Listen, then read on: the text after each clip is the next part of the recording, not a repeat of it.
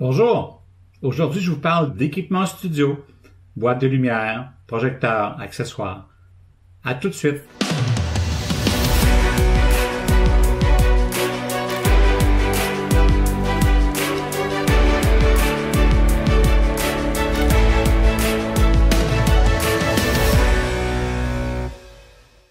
Aujourd'hui, pour parler d'un autre type d'éclairage, on retourne en studio. Alors, voyez ici une autre façon d'éclairer en studio.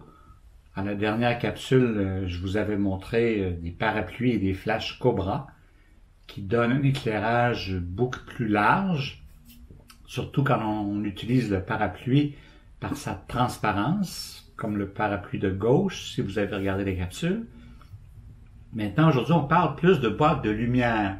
Une boîte de lumière est une boîte fermée, un peu comme quand on tranche une orange en deux. Alors, ça ressemble à ça. L'éclairage est à l'intérieur et on peut diriger davantage notre lumière comme on le veut. Alors, vous voyez ici dans l'exemple que je vous présente, la façon dont sont positionnées mes deux boîtes de lumière ici dans le studio. Cette fois-ci, j'ai un fond, un décor en tissu peint et qui recouvre le plancher également pour prendre mes sujets en plein pied. Les flashs électroniques dont je vous parle aujourd'hui sont très puissants et ils possèdent deux lumières.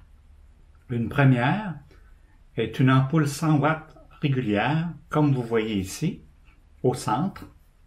Cette première lumière permet de fournir un éclairage de base pour ajuster ces boîtes de lumière. Lorsque je prendrai la photo, une deuxième lumière s'activera. Celle-ci est très puissante. C'est un flash. Elle est produite par l'anneau qui est installé ici autour de la lumière. Ça permet aussi au modèle d'être moins épuisé par une lumière trop puissante lorsqu'on jase, lorsqu'on se place et qu'on fait des ajustements.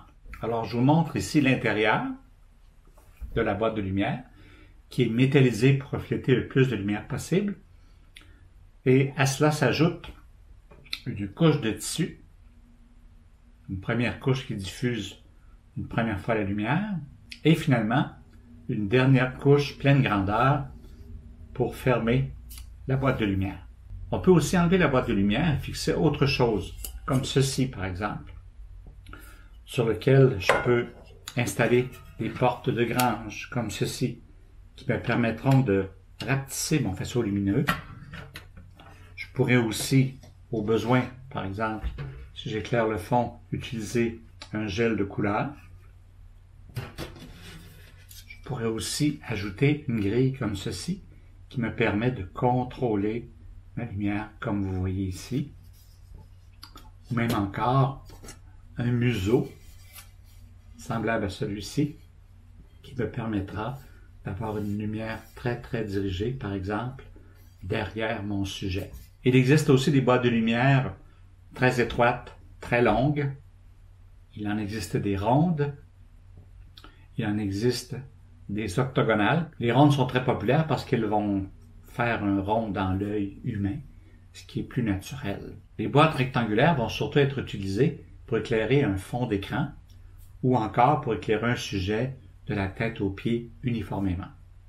Alors, il existe plein de formats et on peut aussi avoir du grillage, semblable à ceci, qui s'installe sur les grosses boîtes de lumière. Alors, c'est pas plus compliqué que ça. On choisit la puissance qu'on veut. On choisit cette puissance avec l'ampoule de base, qui n'est pas agaçante pour les yeux du modèle.